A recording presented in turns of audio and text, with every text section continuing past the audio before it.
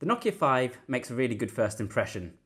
This is a device that looks and feels really premium despite a relatively affordable price tag. But whenever you buy a budget device, you know that the manufacturers will have had to sacrifice certain features and performance in other areas. Whether or not this is a good value proposition for you will depend on whether those areas are things you can live without. I'm Adam Shinitsky. Let's take a look at the Nokia 5 and see if it's a good budget choice for you.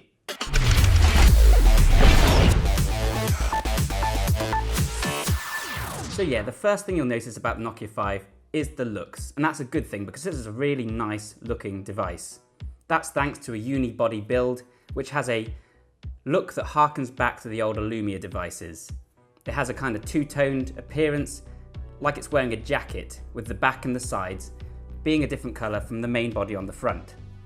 In my case, this is a silver, matte, chrome looking device. You can also get dark blue, you can get black, and you can get something that looks like rose gold, which seems to be very much in vogue at the moment for mobile phones.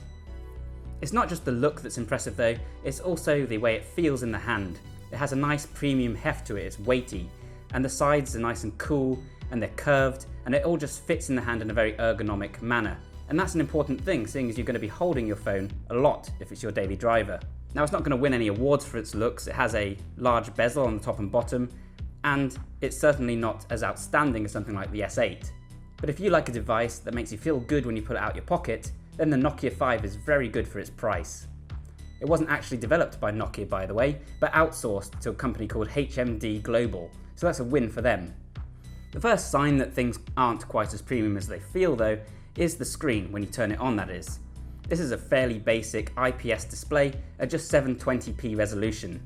Now, a lot of people will say they don't mind 720p, and you might be in that crowd, but if you're someone who really loves to consume media on the go, then you might do well to treat yourself to something with a bit more vibrancy and a higher resolution. So the screen size is 5.2 inches, and in theory that should give you plenty of real estate to work with. In practice though, the lower resolution actually neuters that size a little. So for example, when you use Android's multi-screen multitasking feature, you won't be able to change the size of the two different windows. Instead, you'll be stuck with the 50% and 50% option. Also, they tend to feel a little bit cramped when you're doing this. So if you're someone who likes to use their device for productivity, then again, this is a consideration to keep in mind. And the specs are another place where Nokia have clearly saved some cash. So this is powered by a Qualcomm Snapdragon 430, which is clocked at 1.4 GHz and backed up by 2 GB of RAM. The average user might not find this to be a problem. You can download and run pretty much any app from the Play Store, and that's true of most cheap devices in fact these days. The issue will come, for example, if you want to play a high-end game, in which case you might notice a few dropped frames, a little bit of stuttering, and longer load screens. Likewise, navigating the UI could definitely be smoother. When you launch Google Now, there's a definite noticeable pause, and when you're scrolling through large web pages, there's also a slight stutter. While multitasking works just fine despite the limitations in screen resolution that I mentioned earlier, you will find that the occasional background app gets closed, and that's due to the lower RAM. Again, it's all perfectly serviceable and a lot of people won't have an issue with it. It's just that if you're looking for higher end performance and if you're someone who loves gaming on their mobile device, then this phone might not be the one for you. What is likely to be an issue for the average user is the lower internal storage. The Nokia 5 comes with just 16 GB of onboard storage, although it is expandable up to 256 GB via a micro SD card. But to me that's a poor substitute, and I'd much rather have that space available right from the start, at least 32 GB of it. Especially as half of that space is going to be taken up as soon as you boot up the device. Other hardware features include a fingerprint sensor, which works just about as well as any other fingerprint sensor, which is to say most of the time but not flawlessly. It has water and dust resistance up to IP52, which means you can dribble on it or expose it to dust and it won't explode, but you certainly shouldn't go swimming with it. Battery life is just fine. It's only a 3000 mAh battery, but because it's just a 720p display and because it's running relatively stock Android, that should see most people through a full day. Now, I'm quite a power user. I open up a lot of YouTube videos and I use it for navigation with the screen on, and I make lots of calls, and I had no problem with it either. I could easily get through to an evening without having to carry a charger with me. There is Quick Charge 3.0, but it's not quite as quick as it could be. You'll find that you charge about 25% per half an hour. That quick charge is delivered via a micro USB rather than USB-C, which these days does feel a little bit backwards facing, and it could hurt the future proofing for this device and future compatibility. And unfortunately the camera is also distinctly average. It's 13 megapixels, which is just fine, but it's the light that's the issue, with cameras coming out very dark a lot of the time, and in low light settings it's nearly unusable. There's a flash of course, but that doesn't make up for it. You can only use that in certain situations, and it tends to make things look very bright and shadowy. And the camera app is distinctly uninspiring. There are no fun features, there's no filters, and you can't tweak manual settings like ISO. There is HDR though, and there is autofocus, so you can create some decent photos with a bit of practice and patience. It's just that I wouldn't recommend this as a reliable camera to bring with you on holiday if you want to have photos that really pop and look vibrant. There's also a front-facing camera which is 8 megapixels and works just fine, and both are capable of recording video at 1080p, which ironically means you can't actually play it back at full resolution on the device you filmed it on. The software is something that will make some users happy though, because it's just basically stock Android.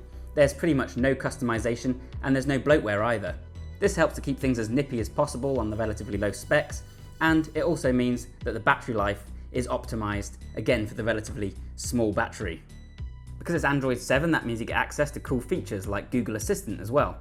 That's really useful whether you're navigating somewhere or whether you're asking for instructions whilst cooking. Okay Google, how many grams in 3 cups of flour? According to King Arthur Flour, a cup of all-purpose flour weighs 4 1/4 ounces or 120 grams. Thanks dear. The fact that it's such a stock version of Android also bodes well for future updates. It means that hopefully you'll have Android O rolled out to you soon after it's released. Although of course, you can make no guarantees on that.